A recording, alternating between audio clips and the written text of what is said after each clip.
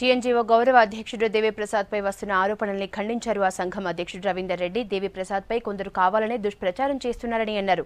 Rules కు అనుగుణంగానే TNGO పనిచేస్తోందని, టీఎన్జీఓలో గెజిట్ ఉద్యోగులు కొనసాగుతున్నారన్న ఆరోపణలు సరికావని అన్నారు. దేవిప్రసాద్పై గంగారాం చేసిన వ్యాఖ్యలను వెంటనే ఉపసంహరించుకోవాలని రవీందర్ రెడ్డి కోరారు.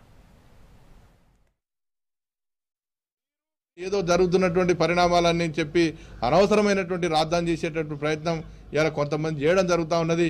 వాటన్నిటి కూడా తిప్పి కట్టడానికి ఇలా తెలంగాణ ఎన్జిఓ సంఘం సంఘటితంగా ఇలా ముందుకు పోతుందని చెప్పి కూడా మీ అందరికీ కూడా తెలియజేస్తాను. ఈ సంఘం మీద అటువంటి ఆరోపణలు చేసేటువంటి ప్రయత్నాన్ని కూడా మానుకోవాలని చెప్తాను. ఇలా దేవిప్రసాద్ గారి మీద కూడా నిజంగా ఆయన ఒక నిబద్ధత గలటువంటి యోధుడిగా, నిబద్ధత గలటువంటి నాయకుడిగా ఇలా మొత్తం తెలంగాణ ప్రజల అభిమానాన్ని సంపాదించినటువంటి వ్యక్తి, సాధించుకున్నటువంటి వ్యక్తి ఇలా తప్పకుండా ఆయన ఒక గౌరవప్రదమైనటువంటి స్థానం రావాలని చెప్పి ఇలా ఉద్యోగస్తులు ప్రజలు భావిస్తూ ఉన్నారు. ఎందుకంటే తెలంగాణ ఉద్యమంలో భాగస్వాములైనటువంటి 4 వ్యక్తుల్లో ఇలా 3 కూడా ఇలా ప్రభుత్వంలో భాగస్వాములైనలు. ఒక పక్కన స్వామిగౌడ్ గారు మండలి చైర్మన్గా ఎన్నికయ్యారు. ఇవాళ మరి శ్రీనివాస్ గౌడ్ గారు శాసనసభ్యులుగా ఎన్నికారు. విఠల్ గారు ఏపీఎస్సీ సభ్యులుగా నియామకం కాబడ్డది. ఇక మిగిలినటువంటి వ్యక్తి ఇవాళ దేవిప్రసాద్ గారు.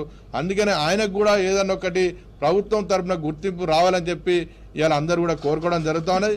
ఈ మధ్య జరిగినటువంటి పరిణామాలు చూస్తే అటువంటివన్నీ కూడా కొన్ని సానుకూలంగా స్పందించేటువంటి పరిస్థితులు కనబడడం వల్ల ఇలా కొంతమంది దాని మీద బురద జల్లేటువంటి ప్రయత్నం జరిగినట్టుగా మేము భావిస్తూ ఉన్నాం. అటువంటి అన్నిటి కూడా మానుకోవాలని చెప్పి కూడా మేము విజ్ఞప్తి చేస్తూ ఉన్నాం.